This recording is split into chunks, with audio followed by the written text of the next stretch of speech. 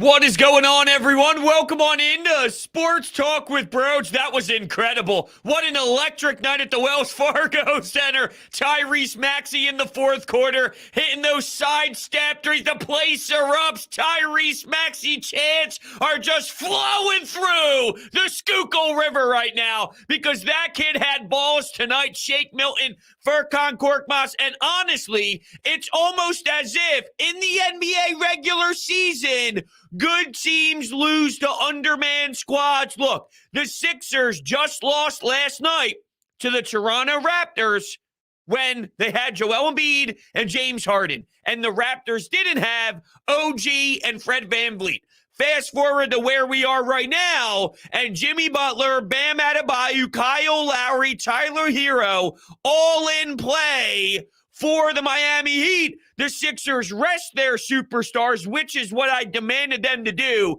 because it was obvious that they needed some sort of breather. They needed some sort of time off just to rest. You could tell that the conditioning for Joel, it was catching up to him. You could tell that the hamstring or something is just not right with James Harden. So give him some time to just get back to a reasonable level by taking a game off, and they go out and win. The NBA regular season is weird. It's bizarre. This is the natural flow. And I've been screaming about it for every single bad law. Relax. It happens. It is how this league works. The Miami Heat are the number one seed in the Eastern Conference. They just lost when the Sixers are on a second half of a back-to-back to Shake Milton and Furkan Korkmaz. Now, in theory, the Miami Heat didn't have the killer Gabe Vincent. Okay?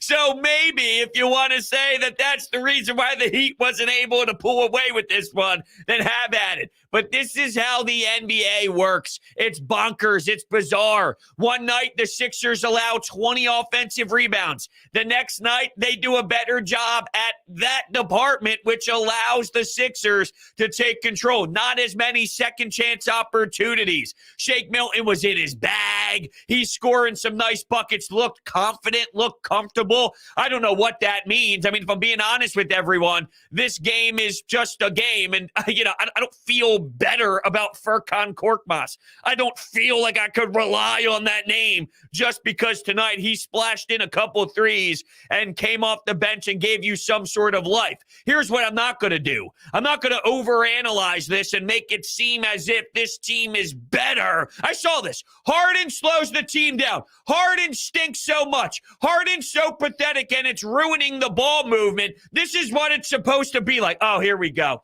You're the same person last night to say that the 76ers stink and everyone needs to be gone because they lost. And now tonight you love this team and you love this version of the team. You think this team could go far with Shake Milton and Furkan Korkmaz. What are we doing here? Okay.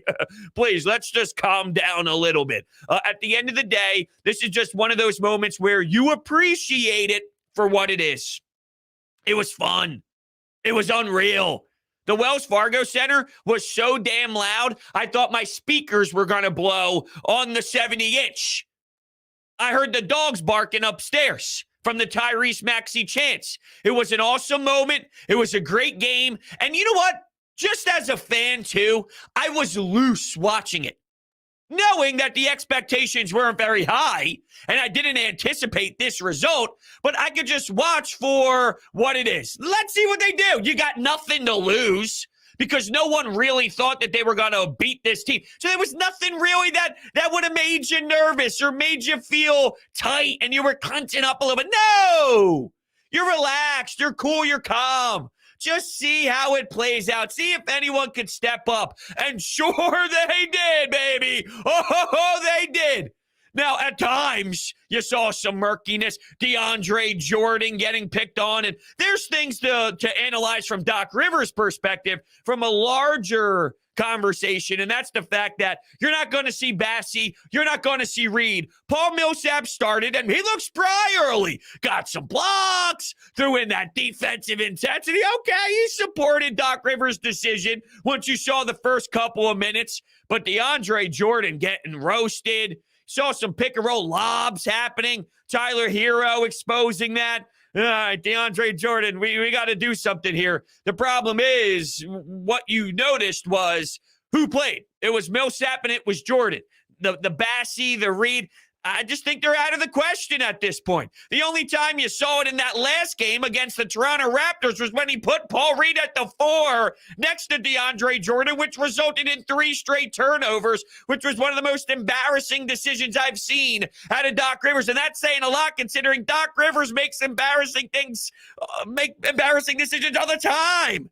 He said something before the game today that just pissed me off. Typical Doc Rivers fashion, too, where he was asked about the rotation and basically throwing shade towards the fan base again and towards Philadelphia in general. Everyone's so worried about it here. It's so funny to me. What do you mean? What are you talking about? You're the head coach of the Sixers, and we're trying to figure out what the bench is and what your rotation's going to be like in the playoffs. Sorry, Doc. Come on, dude. Use your brain. Yeah. Yes. Yes. We are going to care about your rotations. Sorry to break it to you, doctor. Damn. He pisses me off. I'll never wrap my head around how he feels that we are so outrageous and we are so in the outlier here to want to know what he's thinking for playoffs. And then he goes down the path of saying, I'm just focused on how this team is going to play when one of our stars are on the floor together. And I get that. That's fine. That's a fair answer. But why mock everybody, make fun of everyone, rip the entire fan base and the media apart for wanting answers about what you're thinking you are going to do? I can't stand Doc Rivers. But at the end of the day, this is the Players' League. And look how it works. Last night, the players sucked. The players were pathetic. The players were awful. I thought Doc was too, but the bigger problem was the players didn't make shots. Fast forward to tonight. Players are making shots. Shake Milton looks great. Furkan's knocking down threes. Even had a nice little hezzy play, too, where he's targeting the glass. So that was nice. Tyrese Maxey late. And he was dealing with some foul trouble, too. So he battled some adversity of realizing, picked up a couple fouls. All right, when am I going to get my moment again? And apparently him and Joel Embiid, it was like, hey, go get that win. And he said, I got you. I love it. Hearing the post-game comments from Tyrese Maxey, Philly's just different. The big smile on his face, the fist pumping towards the crowd. And how about Joel Embiid's face after Maxey drained the 3? And they show him on the bench and he's screaming at full capacity and he's jumping out on the floor and he's going bonkers. I loved it. I actually grabbed a screenshot and just tweeted it out there. You can follow me on Twitter at Broads81. Just look at that emotion. It's incredible. But I want to utilize this as the example of when I say this is how the NBA works. Remember this. Remember this moment. This is how it goes. Were the Miami Heat with Eric Spoelstra supposed to lose this ball game even without their prime game Vincent? No. And were the Raptors supposed to win last night here when they were down their players and Fred VanVleet and OG? And the Sixers had Embiid and Harden? No! Welcome to how this league works over 82. It's just wild. But I was here for it, and it sure was a lot of fun. I had a blast. I really did. And it's funny because I was texting with a few people before the game again, and we were talking about, what is it going to be like? Oh, such a momentum killer, right? You lose a little bit of that oomph because you want to witness what the two superstars are like. You want to keep improving and taking steps in the right direction, knowing that they need some chemistry and they need to keep ironing things out. And here's another part of the whole, the games are running out. You don't have that much time left on the schedule. You're not wrong to feel that way, and that's fine. That's legit. With that said, if they're beaten down because they're logging in 40 minutes a night, then it's irrelevant because they don't have anything left in the tank anyway. And it's clear where James Harden is right now. He's nursing that hamstring. And on top of that, he's older in his career and he's still got something in his bag still. I still know that. He's got some firepower still. But knowing where he is in his career, 40 minutes of action right now throughout the regular season, nursing a hamstring injury, to force him out there consistently just to work on some details, I'd rather have less details and him more spry than more details and then him not being physically capable because it has taken a toll on his body to get those details there. You got to pick your poison. This is what happens when you make a severe trade at the trade deadline, and then you only have 24 games or so to really find that mix. So just to put it in perspective of exactly the minutes that he's been playing, if you look at his game log, 38 minutes, 42 minutes, 42 minutes, 44 minutes, 39 minutes, 38 minutes. Now, in the playoffs, absolutely, those are the numbers that we are going to be targeting as a fan base of what we need him to be playing. 40 minutes out of the 48, absolutely. But knowing that in advance, you need to make sure that he's going to be able to get to that point when it matters most. There's other ways to do it instead of rest and not have him play at all. It would be have him play, but they only log in 24 minutes. Play Joel, play Harden, but only 24 minutes, 25 minutes. So it's playing half of their workload so they can at least still get some time out there. That's something that I would necessarily, or I would probably think about. Sure, I'm not anti that thought whatsoever, but I do feel it's more serious to make sure that they could be as active as possible with where they're at right now in the season, even though that there's details that have to be worked on. But this is how it kind of has to be right now based off of the circumstances of where we are right now. All around, though, incredible. It really was. Niang had some moments in there. Danny Green hit a couple shots, although you don't really know what you're going to get out of the Danny Green experience at times, that's for sure. Thought the rebounding was important. Tobias is frustrating for me. And I know bigger picture that Daryl Morey is going to do everything to get him out of here and move on from that contract. And I will say the game against Toronto was the first time in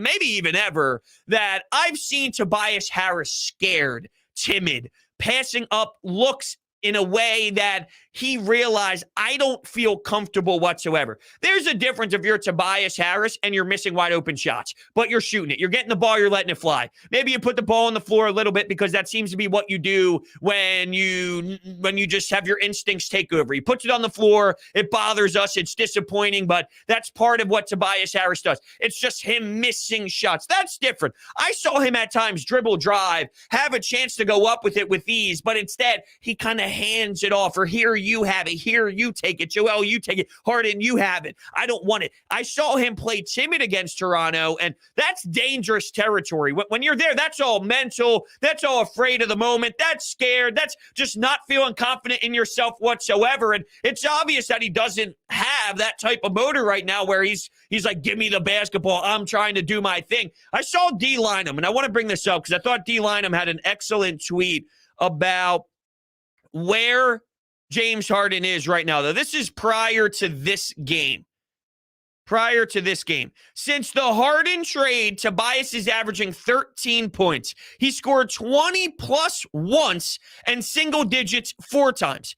In 45 games before James Harden, he had 3 single-digit performances and 20 games with 20 or more. Hashtag Harris is lost. And, there was, before the Raptors game, like a 3-game window of him kind of looking better than he ever has within this current system. Just looked to have a better sense of what to do with it, had a quicker IQ of what to do when the ball came his way. But then as soon as the Raptors game occurred again, it's like he took 5 steps backwards after those couple of games that I thought maybe would put him in the right direction. But that's where Tobias is right now, and it's lower than I ever would have thought. We all understood he wasn't worth the money, but I thought he could still give you reasonable ball, right? I mean, there's a difference between this and then someone who's overpaid but still gives you 16, still gives you 18, still gives you efficient basketball. Now he's hitting that territory of, I don't even want to have the ball in my hands, and I'm nervous when I have it, and the pressure's getting to me, and I know what the storylines are. I know what the drama is surrounding my name. I know they want to get rid of me. I think all of that. Not that that's easy to handle, but that's what happens when you sign on the dotted lines. There's expectations when you say, okay, I'm willing to accept that cash. I'm willing to, okay, when I go to the bank, those paychecks cash. So once you do that, and not that I think it's fair to hold him to a LeBron James level because he's making max contract, but a reasonable level within knowing he's overpaid is still something that we would accept, right? Even though we're crazy fans and we're nuts and we're wild, if Tobias Harris gave us a level of competent play,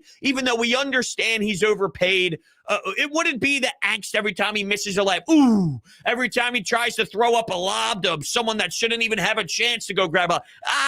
Every time, ooh, he misses it. You can hear the crowd kind of ooh and other way through Tobias. There's a way for him to not live up to max contract money, but still give us play that we can at least support. I thought we would at least get that. He just seems out of whack right now, and it's crazy. It's crazy. But that's just in general, the Tobias Harris experiment as a whole. I'm referencing last night. I'm referencing just Tobias Harris in general when thinking about what this team can do and what we need him to be able to do. But all around, I think from this game and what we just witnessed, it was a lot of fun, super entertaining, and one of those nights that you just smile, you nod, you do a couple fist pumps there when Maxey hit those 2 threes. It was so loud. I was feeling some type of way, and seeing Maxey really blossom in front of our eyes. This kid's a stud. This kid is a legitimate star in the making, and these are the type of moments when you look back 3 years from now when we're still watching Maxey play and ball out, you just remember the journey. I'm a big journey guy. That's why, like baseball, for example. I love baseball to death, 162. But I know throughout there's 162, there's going to be 9 series that I want to punch myself in the jaw because I can't stand watching that crap. But then there's going to be 5 series where I'm jumping up and down, and this is absurd. I enjoy the emotional journey and ride throughout regular seasons because you have to embrace it for what it is. Same with this Sixers season, and same with players individually. I enjoy journeys. I enjoy watching these players kind of adapt and develop and learn and grow. And it's a big part of it. When Maxey becomes a star 3 years from now, you look back and remember that game against Miami when Butler was in town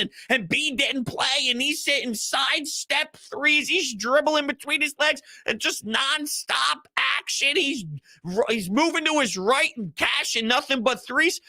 I love admiring that type of stuff because we're watching a kid blossom in front of our eyes that's going to be a Philadelphia Sixer, I hope, for a long damn time. With that, we're going to start opening up the phone lines. 856-442-9805 is the phone number to hop on board into the show. I want to hear from you out there after this electric night. 856-442-9805. Real quickly, though, if you are new to the channel, make sure you're hitting that subscribe button, hitting that thumbs up button as well. I greatly appreciate all of your support. If you're looking to buy tickets to go to any event out there, Sixers games, Phillies games are coming up, you can utilize the promo code BROADS at SeatGeek's checkout page for $20 off. So I'm paying for your parking.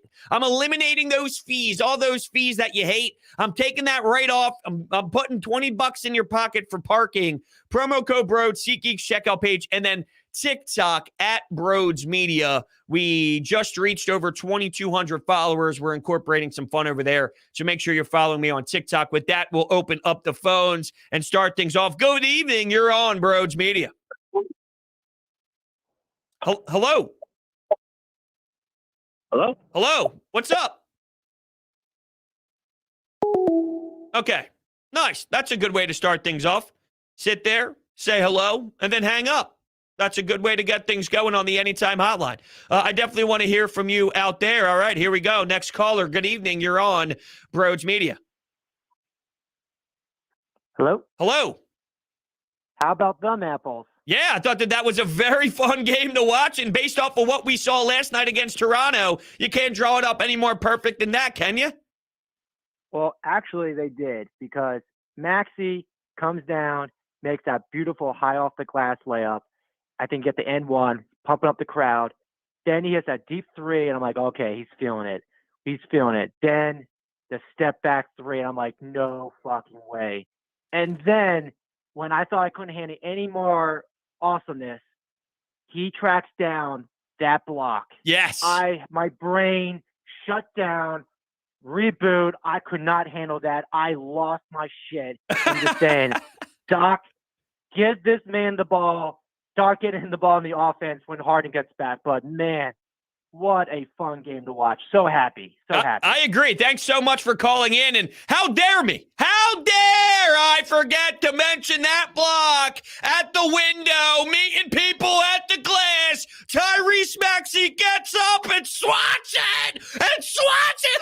Oh, that was outrageous, the way that he was able to get up there and challenge it too, right? I mean, this is a smaller guard. This is a smaller, but he's not known to be shot blocking at the rim like that. A little protection at the rim.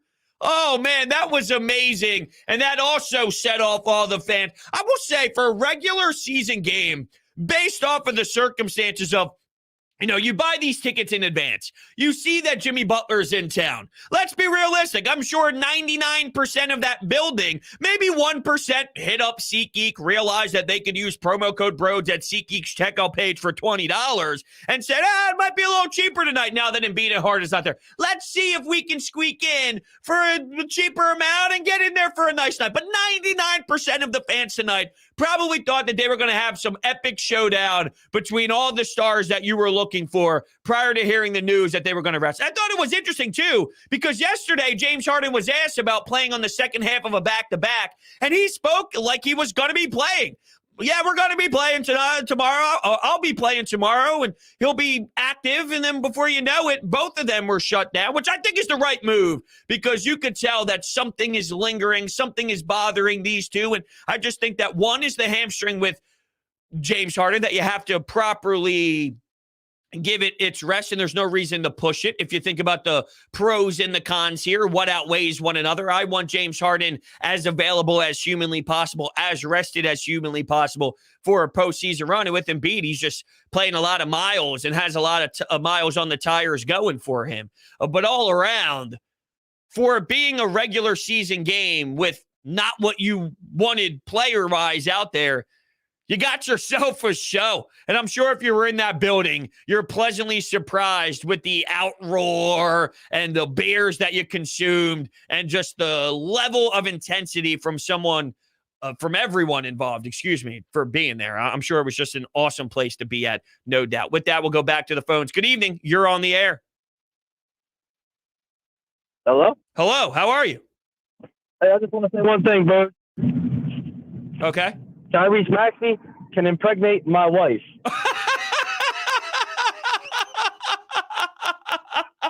Thank you. Have a great night. Go Sixers.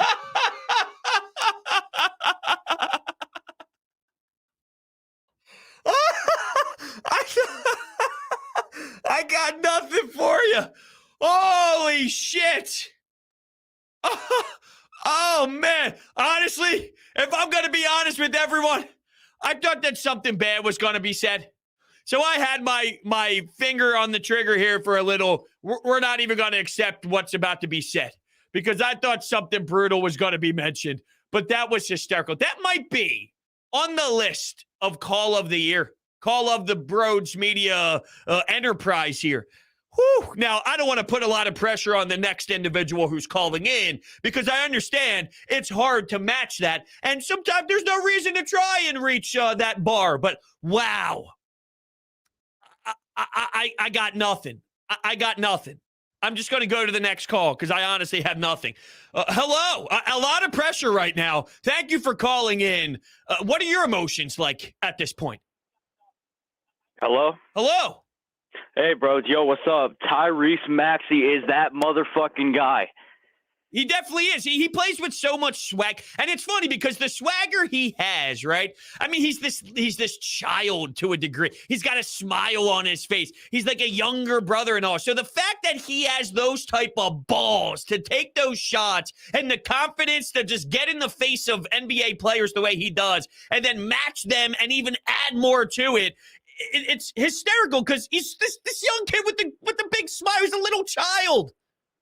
Yeah, it's insane. I was sitting there and, as the game's going on, I was like, oh, yeah, Miami's, eventually going to pull away after, all that. It was a good start. And, then Miami was, slowly chipping away and it was back and forth. And I was, sitting there. But then, as they just kept going and going and then Maxey hitting those 2 threes. Oh, my goodness. Those threes literally got me up out of my chair screaming as loud as I could. I felt the same exact way. I really did. I appreciate you chiming in and sharing how you were feeling throughout the game. I thought you brought up an excellent point that I haven't mentioned yet. In terms of the other team chipping away at it and finding themselves back into it, we've seen, trust me, I think every Sixers fan is fully aware and will let you know the frustration about it. We've seen this team take a big lead and then watch it disappear. Seen them go up big and then it eventually somewhat slithers away and now you're down 1 or somehow you were up 16 and with the blink of an eye you're only up 8 and then it kind of dwindles away right in front of your eyes. And sometimes that's expected when you're playing a team with that type of talent, a Lowry who still finds a way to bitch and complain every single game. The Kyle Lowry bitch rant is about to occur because every time I see this guy on the floor, he's got his hands up. And I know right now I have no room to talk because I do witness Embiid and Harden do the same exact thing. And I will admit that it is starting to bother me where they're so outrageously looking for calls that I need them to shut up and just play through the contact and naturally just play in the game of basketball without looking for it specifically. It'll come organically. Oh, wow. Ooh, that should not be a sound drop. That should not be a sound drop. But seriously, those foul calls will happen organically if you just power your way through and play the way that you know how to play. You'll get those calls instead of reaching for it and searching for it so aggressively. And with that said, though, like Kyle Lowry, every time this fool is on the floor, his face, oh, it's a hate the face. I respect his game. I think he's very talented at his craft, and he has a hell of a resume, and winning that championship does do wonders for how I look at him, and I respect what he went through as the sidekick of Kawhi Leonard in that championship run for sure. And hell, I would love him on my basketball team. I wouldn't complain if he's on my team. I think he does a lot of things well, but when he's on the other side, which is all we know, he's just, I hate it. I can't stand it. But getting back to my point, this team is known to blow leads. And when you're lacking talent, Shake Milton responds. How about Shake Milton going on a nice little how do you do tonight? Furkan with some nice shots, hitting a couple threes. The net didn't even move with a few of them. Like it was nothing but net, no iron, maybe a tad bit of the back iron where it's smooth as hell and just goes through instantly. But some nice swishes involved. They had the response every time. There was no fear. Like you thought with 30 minutes left in the game that, okay, it'll eventually happen, right? They won't keep this up forever. But once they started to do so, there was never a fear where they're going to let this one slip. Once I realized that, no, hold on a second, this just might be a night for him. Because there was a moment where that clicked. And once it clicked, like at the end, for example, was anyone scared that they were going to lose that game at the end? I just had this feel in my body. They're going to do this. They got the crowd behind them. They just lost last night the way that they did. So, come on. It's inevitable that they squeeze this one out, right? That's the way I saw it. A $5 from Brandon. I just love the swagger that Maxey has. He shows up in the big moments. What even is this kid's ceiling? We were thinking 6-man last season. Ha, ha, ha. Yeah, you're absolutely right, Brandon. Where last year, I don't think we would have thought that he would be as explosive and wowing us the way that he is right now. Credit Ben Simmons, and thank you so much, Brandon, for the $5 donation. Credit Ben Simmons for not wanting to play basketball. This is the blessing in disguise that we got. A motivated Joel Embiid to another level than he already was because Ben Simmons is a loser. And then on top of that, we were able to give Tyrese Maxey the ball and say, go play point guard. Let's see what you got, kid. And I do think that they have to keep incorporating a style of Tyrese Maxey's positives with James Harden, and that's a process. But the first 5 games, no one was complaining about James Harden and Tyrese Maxey, the duo. There was a lot of space for Maxey to work with. The thing is, you got to maximize his ability to fly because this dude could get out in front of the play and just burn any defender. I don't know if there's a defender who can honestly stay with this guy when you think about how quick he moves his feet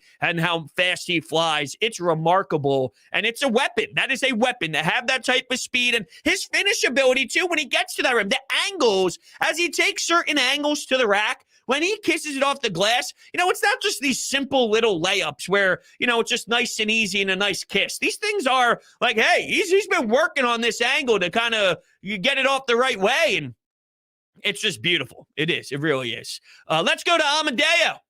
What's up, Amadeo? I think Tyrese Maxey has officially made it in Philadelphia when someone calls and literally says that. Yeah. I can't get over that. Tyrese Maxey's just that dude. Yeah, I thought that was phenomenal. I was lost for words, and I still kind of am. I mean, I don't even know where to go from here with that call, but it was amazing. That's for damn sure. Oh yeah, just the way like you said earlier, the NBA season is just weird. Where you get a full healthy team yesterday and you lose, and you get a short squad going up against a healthy team today, and Maxey balls out. Shake Milton gives you that performance, and Furkan, how? Yeah, you know how much I hate seeing that guy's face, but he hit his shots. I don't want to go overboard though. I had people in my comments, Amadeo, saying it's time to start him. It's time to get him back in the rotation. It's time to start him. It's time to start Furkan. Oh, trust me, I know. I see it all day. It's outrageous. Thanks, Amadeo. That's where we go overboard. The moment is the moment. Sometimes just live in the moment, embrace the moment, but don't take this sample size and blow it way out of proportion. Just like when you lose a game you should win, don't take that one sample size and blow it out of proportion. The one thing I will say out of all this, in regards to the sample size, Shake Milton, I believe, has game. It's not a intense level of game. Is it enough game that he could be an eighth man off the bench style of game? Yes, I think that he has a skill set that can work in the NBA. I don't think Furkan has that. I don't think some of these other players have that. I think Shake Milton has something he can work within his game. He's been hurt. He's been very inconsistent. He's been up and down throughout the Shake Milton experience. I can't sit here and tell you after one game like this, I can see him turning it around because I'd be a fool. I need to see him actually put together a week straight of this before I feel any sort of way about wondering if there's something that you could have off the bench for maybe 8 minutes. 8 minutes, I'm asking for 7 minutes. Can he eat up some minutes and give you a three in the corner wide open when playing with a James Harden? Because that's the level of expectation I'm talking about here. I'm not asking for 15 minutes. I'm not asking for 20 minutes. I'm asking for eating 7 minutes up and just hanging out in the corner and just giving you an option that won't blow your brains out with disgust in an NBA playoff series because you're going to need some sort of bodies, especially knowing this bench is thin. Is there something to be said about Shake Milton having himself a little bit of a confidence boost that maybe could get us to that spot? Where I'm at now, I'm not going to be fooled by one game and say the answer is yes. But this is a bigger game, and a bigger game than we've ever seen out of Shake Milton in quite some time. 20 points, it was 6 assists, 5 rebounds. He filled up that stat sheet, took a lot of shots, and just played a loose game of basketball. Is there something to be said about him just getting out all the negativity involved, feeling good, and having that feel-good moment somewhat snowball into something that could be serviceable? That's what I'm asking for. So it's not like I'm setting the bar high to this extreme level. Can we get a serviceable Shake Milton that could somewhat grow a little bit more from what we've seen this year based off of him feeling good watching the ball go through the hoop?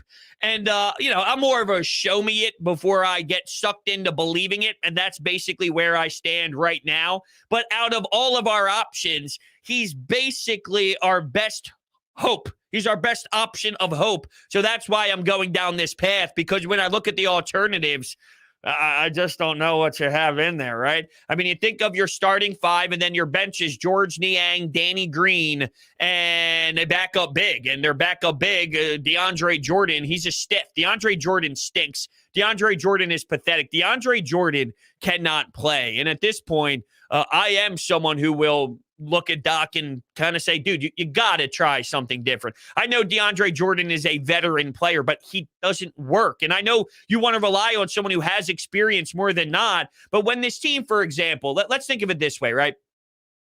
When this team doesn't have jump, and when the offense gets stagnant, Because that's what he mentions all the time when a game goes sour and a game goes south. The ball stopped moving, and this kind of happened, and our offense kind of got lost. 3.5 quarters, we're talking about 51 points. That's how ugly it was against Toronto. If it's that atrocious, you're telling me throwing out a young cat like Charles Bassey or a young cat like Paul Reed just to get some life, get some young legs going, get someone who will run up and down the floor that maybe just based off of energy can give you a slam dunk, can give you maybe 2 dunks, and that can open up just some sort of life to generate something, considering you only managed 51 points in 3 quarters. I mean, it was terrible. The 3 quarters, 50-something points, that's so tragically bad. It's a tragedy to sit through that type of experience where, come on, Doc.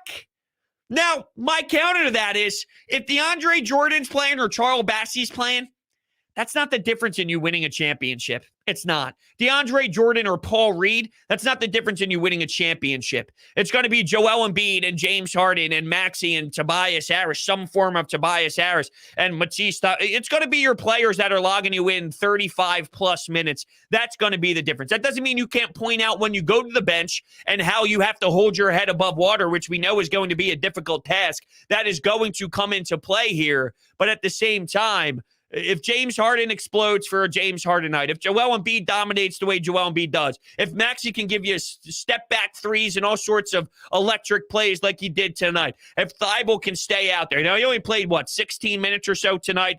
He was -4 in those 16 minutes for whatever that's worth, if you're even interested in looking at the plus-minus for tonight in any variation. But you just never know what to expect from Thibault. I thought he was excellent versus the Raptors. Excellent. One of his best games. Really. He hit a couple 3. I mean, the guy was unbelievable. And then he's all over the place. You just don't know. I did write a note in my notes that I wanted to discuss, but I think I might have touched on it already. Oh, yeah, I didn't actually. Speaking of the 5, and we'll get to Andre in Vancouver in just one moment. Thank you, Andre, for holding on. We know that they have issues with the 5, backup 5. And Tobias, if we're being real, has stunk miserably. But once again, you haven't had any sort of success. And I'm using the Raptors game as the example on when maybe you try something new if you're Doc. And once again as well, I don't know if this is the difference in winning or losing or not, but it's just about, you're basically banging your head against the wall at times, running the same slop out there where I get it's desperate, and I know it's not what you want to do, but knowing the alternative, which is what you're staying with, has not been successful. Isn't it worth at least a try, even though I don't think this is the difference in the team winning a championship or not? It's more just about the willingness to adapt as a coach with Doc Rivers, because where I stand right now is this team might not have enough to win, and they are super thin, and Doc Rivers stinks. But the biggest reason why they're not winning is because it comes down to the players and the execution and the lack thereof, or whether they're cashing in or not. That's why you win or lose in the NBA 99.9% of the time. But what about going small? Tobias at the 5. We've seen now in past years, Brett Brown go with Mike Scott at the 5, but DeAndre Jordan doesn't work. Okay, you're questioning Bassey, you're questioning Paul Reed. Going small. Throw Niang at the 4, go Tobias Harris at the 5. See what happens. It can't be worse. It can't be any more tragic than what we've seen with DeAndre Jordan, but it's something new. And if that gets roasted and that gets toasted throughout the game, and then you go to a different lineup, we could at least appreciate and understand that you're trying to mix in something new to see what could happen with 5 guys being spaced out the way that you are with the super small lineup with your backup 5. Now, Tobias Harris hasn't played well, so I understand why maybe there would be some pushback on it, but that's completely different than Paul Reed being slotted at the 4 next to DeAndre Jordan. That was miserable right from the jump, and that has a 0% chance of working. Tobias at the 5 with a bunch of spacing out, I don't know what that would look like. I have no idea. Not something that I'm going to tell you is going to be the difference in that Larry O'Brien or not, but, when you look at it from the perspective of, think about what we watched, 3 quarters, deep of 50 points in an NBA game offensively after scoring 37 in the first quarter. It's just unacceptable to the point where I'm willing to try something else at that point. But all right, let's go to Andre in Vancouver. Hey, Andre. Hey, bros. How's it going? Just a quick comment on what you're saying. I mean, I think a big reason for this team's offensive struggles is just the identity, right? I think some of the blame has to be put on Joel and James Harden. I think like too much of their style is pounding the ball and then trying to get calls from the referees, trying to get free throws. And I think lately part of the struggles have been they haven't been getting as many calls, and that's sort of just like it throws everything off. And I think with tonight, hopefully like Joel and James could sort of look at the team and be like, hey, you know what? Maybe we have a little bit more help than we initially thought. Maybe like we don't need to hold on to the ball for so long. We could get the ball like, you know, moving around, because it seems like that's like Doc's biggest point is that he wants like a more fluid offense, you know?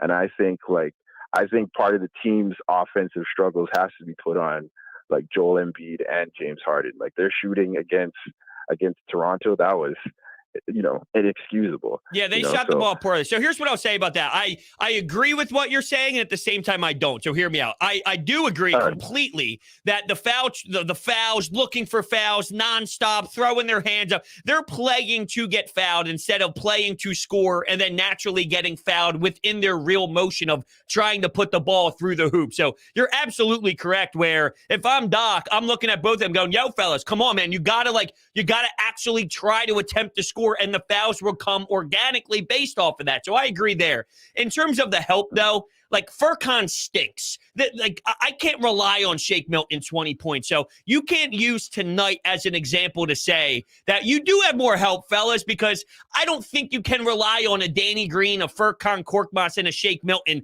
the way you did tonight over a larger window. So that's where I disagree, but I absolutely agree with the style of play of our two stars looking for fouls too much. Yeah, and I agree. I mean, none of those guys, I think, are consistent. I think, you know, like on a Tuesday night, it could be Furkan. On a Thursday night, it could be Danny Green. On a Saturday night, it might be, you know, Shake Milton. I think, like, with those guys, they sort of, like, take turns. Like, I agree with you. There's no consistent, you know, score there. But the streakiness, I mean, who knows? I mean, you never know until, you know, you start moving the ball who's hot on that particular night, right? And I just think that's probably like the biggest reason why I don't have a lot of faith in this team in the playoffs is just like, yeah, those calls are not going to go in our favor, you know? Yeah, I think that's a fair point. Andre, you're the man. I appreciate your time.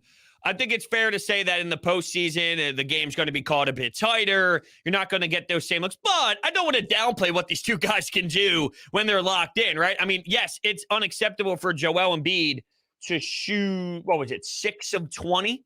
Yeah, but the game before that, he had 32 points. He shot 11 of 20. The game before that, he had 35 points, shooting 13 of 19. The game before that, he had 34 points, 11 of 20 again. The game before that, he had 35 points. 2 games before that, he had 43 points. So you're right that game last night was unacceptable, but shooting 6 of 20 is just not something that we are consistently seeing from Joel Embiid either. He's literally at the top of the entire league at the center position. Somehow, someway, we have a center who's averaging 29.8 points per game, and he's up there with LeBron James for the scoring. Giannis with the scoring at the center spot. So, and yeah, there's some free throws thrown in there. He does get fouled, and he does earn a lot of his points from the charity stripe.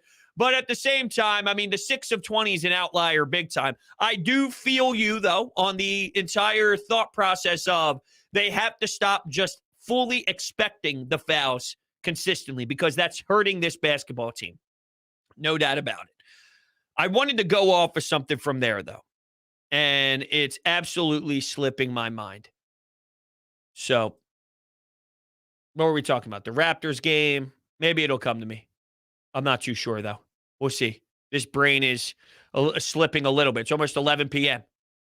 It's almost 11 p.m. That's all right. Last game, the Sunday night game on at 8:30 because the Flyers have a 2 o'clock national game, which forces us to stay up late on a Sunday night until basically we were doing the post-game show until, 12:30 a.m., 1 a.m. So it was late night for sure. Those damn Flyers, they'll break my heart. Oh, they'll break my heart. They already broke my heart watching Claude Drew in a Florida Panthers jersey. But that's not the point here tonight. The point here is just to appreciate what we witnessed and the absolute ridiculousness out of Tyrese Maxey in that fourth quarter. And the question that I keep getting asked, I think Brandon actually asked this with his $5 donation earlier, and I guess it just slipped my mind because I had so many thoughts buzzing around in there, which is a scary sight and a scary thought. But Brandon wants to know and mention the fact, if I remember correctly, about what can Tyrese Maxey be? what do we have here? And I've mentioned this in the past. I am seeing such a high ceiling to the point where he's is he 21 right now? He just became legally able to drink a beverage, a cold beverage, not just any beverage. That would be a shame if you had to wait until you're 21 to drink a glass of water or to have some orange juice with pulp. And yes, I don't mind myself some pulp in my orange juice. He's 21 years old. What have I stated since the beginning of the Embiid era and the Ben Simmons era? That is no longer here with us.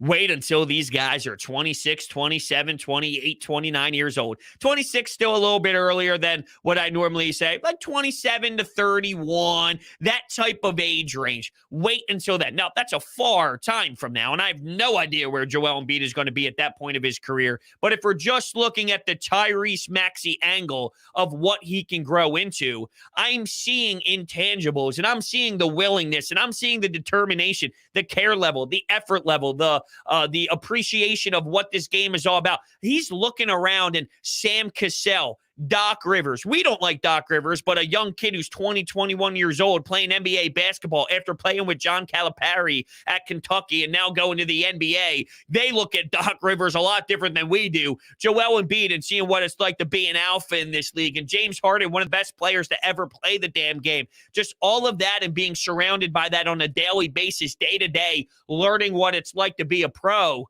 There's no doubt about it that I could see this kid in that age range that I just mentioned being a star in the NBA, someone who takes over games, someone who can attract other players. Joel Embiid is what has other players looking at Philadelphia. Bradley Beal mentioning Philadelphia, or Andrew Bogut mentioning Bradley Beal to Philadelphia. James Harden saying, I always wanted to play in Philadelphia. There's a reason why, because you have a Joel Embiid, and when you have superstar talent, it attracts other players to want to play with them because their goal is to win a damn championship. Tyrese Maxey, I personally believe, can be a player that is so damn lethal and so damn aggressive that others look around the league and go, I would love to play with Tyrese Maxey.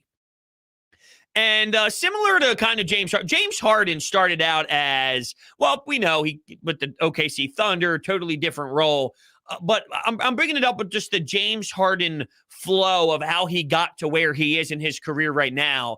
Maxey had to have the ball in his hands. Now he's playing a little bit off the ball, but he's somewhat of a combo guard. I think he's just going to keep adding to his repertoire to the point where, he'll be someone that could actually distribute the basketball a lot smoother than he did in the very early stages of his career, which makes a lot of sense. Hey, young 20-year-old, go play NBA basketball. And oh, by the way, I need you to run my entire offense. That's a little difficult to ask to do. But my point is, you watch James Harden blossom into this guy that now averages double-digit assists, that now averages these, when you look at these games, 12 assists, 11 assists, 9 assists. Now, sometimes I think his scoring is dipping down and he's focusing so much on the assists. I wish we could, instead of getting to 12, maybe get him at 9 assists, and then he's putting up more like 29 points. So he still has that threat of scoring, and it seems like he's taken a dip off of the scoring department to focus more on the traditional setting up everybody else and getting everybody else looks. But I'm sorry, James, I don't want Matisse Thybulle to be who you're looking for. I want you to score. I want you to play downhill. I want you to go to the rack. But maybe there's a lot of reasons why that is the case. He's older in his career. The hamstring is what it is. He doesn't have that same bounce, that same step. But at the same time, I'm watching him cross over guys at the top of the three-point line, and he might not be as quick as he once was, but he is getting downhill to the rack. He is getting available option, and I've seen him work to get his option. So I don't know why it is the way that it's being played out right now. But anyway, getting back to how I even got sidetracked to this with Maxey, I think that eventually he could even develop into that where you could see him being more reliable with the ball in his hands, and even more than we've seen when he was forced to do it based off the fact that Ben Simmons is a liar and didn't want to play basketball. And now you're seeing, I don't even know what to make of this anymore, because he tried to say that there was a back injury here and all the doctors did tests and the doctors were checking things out. We don't see anything, Ben. And now he's in Brooklyn and they're saying that he's got a herniated disc and he can't play and he can't ramp up. And I think the ultimate goal right from the jump was like, hey, dude, don't worry about it. You don't need to play this year. There's been a lot of noise surrounding your name. There's a lot of added pressure. Don't worry about it. Clean your hands off. We'll worry about it next year. I wonder if that's what the Brooklyn Nets are doing, because it just seems so crazy. So crazy. Furkan can shoot. Nah, Furkan stinks. Furkan's bad. Furkan's a very bad basketball player. Very bad basketball player. If you want to rely on Furkan Korkmaz, God bless you. I do not want to rely on Furkan Korkmaz. He's a 29% three-point shooter this year. 29. Okay, 29. That's when he came into the league, and I ripped the kid into shreds. He was shooting 29% from three then as well. Then he eventually got up to 40 at one point. One season, he shot 40%. I don't ever want to rely on a three-point shooter that shoots under 30. That's Matisse Thybulle level. It really is. That's Matisse Thybulle level shooting. Matisse Thybulle, he shoots from three. I know every year it's gotten worse and worse. Matisse Thybulle shoots better. Oh, poor Furkan. Poor Furkan. He shoots better than Furkan Korkmaz does. Now, damn. That's a tough day at the office.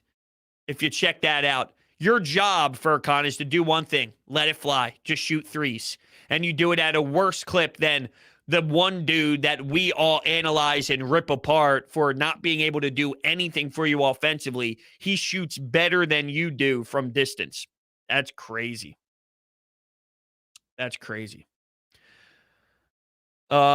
But yeah, that's kind of where I'm at tonight after this game. I just love the fact that Maxey battled some adversity with some fouls, came back and exploded and really took over the game. I don't know, I mentioned Shake a lot, obviously. We've been live for about an hour now, breaking down what we saw tonight. But I gave him my player of the game card on Twitter, which you can follow. My personal, which I already plugged, at Broads81. How about that? 2 plugs in one show? That's pretty ridiculous, but here we are. But I also have a Twitter account at Broads Media, and we do the player of the game cards. We do the scorecard afterwards, and there's so many guys I could give it to. Maxey almost drops 30, and he took over in that fourth quarter, but I elected to give it to Shake Milton because I thought that 20 points, without Shake playing the way Shake did, Maxey's not even having that position to play the way that he did. So Shake set you up. It's sort of like Brad Lidge, the closer in 08. You got the guy who never gets beat. He's nonstop efficient on the bump. The Citizens Bank Park is going wild. I don't know why I said the. I say the for the Wells Fargo Center, but Citizens Bank Park, no the, is going bonkers. But let's not forget about the setup man. Shake Milton was somewhat of that setup man today, and I think he deserves that big round of applause. 20 points, 6 assists, 5 rebounds. Some tough shots too, man. Some tough shots. And you could tell he's breaking down defender, maybe a baby push-off, right? I'm not afraid to admit maybe a little baby push-off, but a mid-range J knocking down defenders. Speaking of knocking down defenders, if we look at what the Sixers have coming up, right? Coming up next. You got the Lakers at a 10 o'clock game on the West Coast on Wednesday. You got a Friday Clippers game, but you go to the Lakers, right? And the Lakers are having so many issues. We know about the Russell Westbrook story, and they just haven't been able to click the way that you would expect a team with LeBron James to click. But with that said, did you see what LeBron James did to poor Kevin Love tonight? Oh, my God. When's the funeral? When's the funeral? Kevin Love is sitting there underneath the basket afterward. Poor guy. LeBron, he helps you win a chip. This guy helps you have a ring on your finger. We talk about your legacy, Kyrie, Kevin Love. You know what I'm saying here? These guys helped you out throughout the way. They were involved. They were there. He was your boy. Oh, my God, it's like he soared 8 feet in the air after he already jumped. If you haven't seen this LeBron James dunk already, which I'm sure you have because it's all over social media, it looked like a glitch, as if he went up in the air and then somehow he just glitched 10 feet higher and soared with one hand up. LeBron's 92. Don't let that be removed from the equation here. LeBron's 92 years old. How does he do the things that he does? 50 points. 50 points, murdering human beings in broad daylight. I mean, that's what LeBron James is doing at his age. It doesn't even make sense anymore. Can anyone break this puppy down? Because I don't know how he does it. There was a time where in the early Miami days, year 1, Didn't necessarily love him. Then I became a major diehard LeBron stan. Always was. And then when he got to the Lakers, I didn't mind him. But then there was a button that was pushed for me where I'm like, I don't know.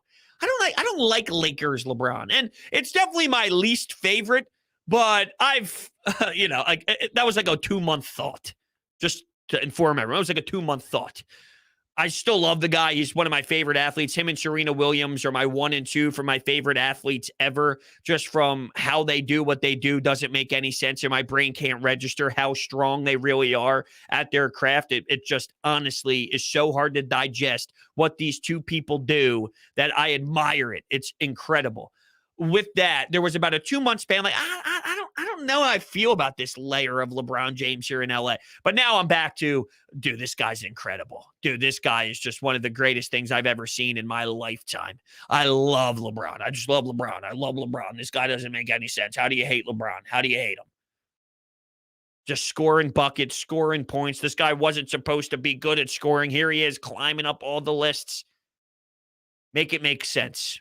I hate to break it to you, for all those haters out there, it doesn't make much sense. But you know what else doesn't make sense? The Sixers finding a way to win this one. You know what else doesn't make sense? Joel Embiid and his skill set. And I keep envisioning over and over again that shot of the broadcast on NBC Sports Philadelphia where they showed Joel on the bench and how hype he is. And it just goes a long way with everything Joel Embiid related and just the attitude of wanting to win and their diehard intensity for just the team vibe. I always use this as the example. Seth Curry to Tobias Harris on a 2-man game where they scored a bucket and Joel Embiid at the top of the perimeter, fist pumping to maximum capacity where I thought his arm was going to fall out of his socket. The guy just wants to win more than anyone else out there, just as much as the greatest out there. And you got to have that killer attitude or you're screwed. Without that, you're not even in a possible way to compete at all. And the fact that you have that is what is step one of a multi-layered step process to eventually win the championship. Without that attitude, there's no way in hell you're even going to be close to accomplishing your end goal. We got a text message coming in here that says, great win. Any tough games for the Heat, Bucks, or us that could change the standings? I was pleased with Furkan, although that means he will get more minutes. Yeah, you're probably right. That Doc Rivers is going to try and squeeze out as much as he possibly can out of Furkan, which is going to be annoying for sure. It was a good game. Maxey should continue like that. Absolutely. Excited for the Lakers and Clippers. Should come down the wire. Well, you never really know. I mean, it's not like the Lakers are good this year.